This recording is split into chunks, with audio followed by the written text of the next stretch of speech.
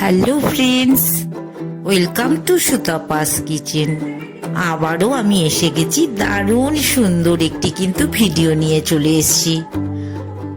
দেখেই বুঝতে পারছো গরম ভাতের সাথে দারুণ মজার একটি রেসিপি নিয়ে চলে এসেছি, চিংড়ি মাখা। এই রেসিপিটা কিন্তু শকুন্তলা বড়ুয়ার দারুণ পছন্দের একটি রেসিপি। আমি 300 গ্রাম চিংড়ি নিয়ে ভালো করে ছুলে পরিষ্কার করে ধুয়ে রেডি করে নিয়েছি। একদম পেঁয়াজটাও কিন্তু সুন্দর করে কুচো করে কেটে নিয়েছি। 7-8টার মতন লঙ্কাও কিন্তু আমি ভালো করে কুচো করে কেটে নিয়েছি। চিংড়িগুলোকে প্রথমেই ফ্রাই প্যানে দিয়ে দিলাম। এবার আমি বুঝে পরিমাণ মতন কিন্তু জল দিয়ে একে আমি বয়েলড করব। এই জলের পরিমাণটাই কিন্তু এই রেসিপির মেইন ব্যাপার। জলটা অবশ্যই তোমাদের ভালো করে ফলো করে পরিমাণ মতন কিন্তু দিতে হবে। যতটা চিংড়ি আছে চিংড়িটা জাস্ট জলে ভিজে থাকবে, জলটা চিংড়ির লেভেলে থাকবে। আমি কিন্তু দেখো একবারে কিন্তু আমি জলটা ঢালছি না, অল্প অল্প করে ঢালছি, যাতে চিংড়ি আর জলের লেভেলটা ঠিক ঠিক হয়। মানে নিচ থেকে ফ্রাই প্যানের নিচ থেকে 1 কড়ের চেয়েও কিন্তু কম পরিমাণে জল দিতে হবে। দেখেছো চিংড়ি আর জলের লেভেলটা কিন্তু আমি সমান পরিমাণে নিলাম, যাতে চিংড়িটাও জলের মধ্যে ভিজিয়ে থাকে। এবার কিন্তু চিংড়িটা খুব ভালো করে ফোটা শুরু হয়েছে।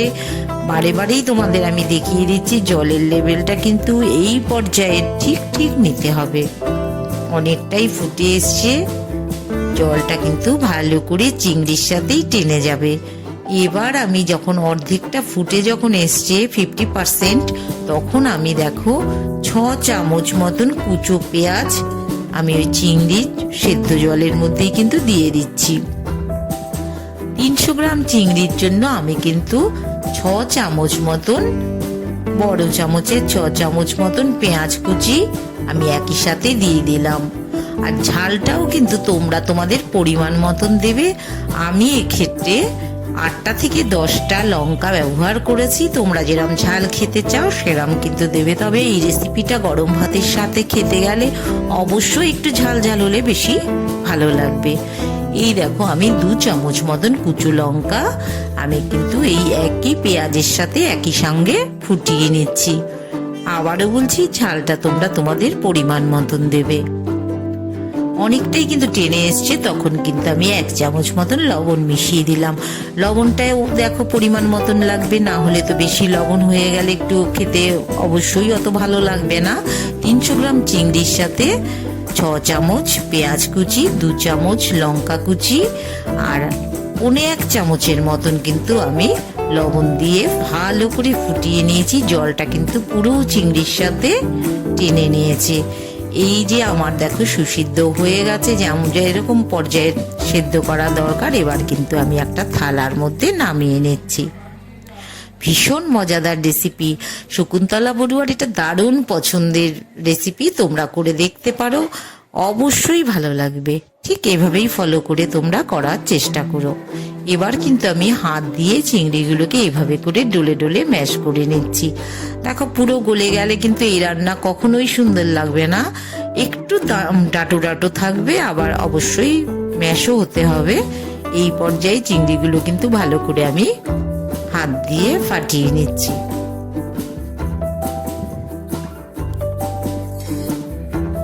হয়ে গেছে আমার চিংড়িটা মাখা। আবারও আমি 2 থেকে 3 চামচ মতন কুচো পেঁয়াজ মিশিয়ে দিচ্ছি। 3 চামচের মতন কুচো পেঁয়াজ আবার দিয়ে দিলাম। 2টো বড় পেঁয়াজ কিন্তু আমি ব্যবহার করেছি।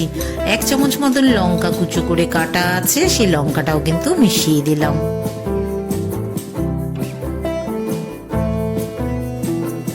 2-3 চামচ তেলও কিন্তু দিয়ে দিতে হবে। আমি 3 চামচ মতন তেল মিশিয়ে দিয়েছি।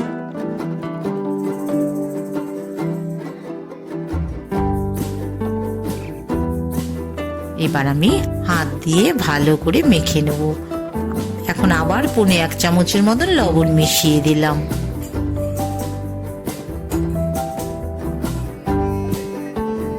ধনেপাতা অনেকটাই কুচি করে রেখেছিলাম, একদম শেষে কিন্তু ধনেপাতা কিছুটা মিশিয়ে দিলাম। আবারও শেষে আরেকটু হাত দিয়ে মিশিয়ে নেবো পরে। এবার একটু ভালো করে নাড়াচাড়া করে নিলাম। এবার কিন্তু আমি ভালো করে হাত দিয়ে মেখে নিচ্ছি। একটু কিন্তু দানা দানা থাকবে চিংড়িটা, পুরো কিন্তু তোমরা ফাটিয়ে দিও না, তাহলে কিন্তু অতটা টেস্টি লাগবে না। আবারও একটু তেল মিশিয়ে দিচ্ছি। একটু তেলটারও পরিমাণটা একটু বেশিই লাগে, না হলে মাখাটা বড় শুকনো শুকনো হয়ে যাবে। সুতাপাস কিচেন এরকম দারুণ মজাদার রেসিপি তোমাদের জন্য কিন্তু নিয়ে চলে আসছি। তোমরা কিন্তু অবশ্যই চ্যানেলটাকে ভালোবেসে সাবস্ক্রাইব করে দিও, সাথে থেকো। আর গরম ভাতের সাথে এরকম একটা মজাদার রেসিপি পেলে আর কি চাই। সবাই কিন্তু লাইক শেয়ার করে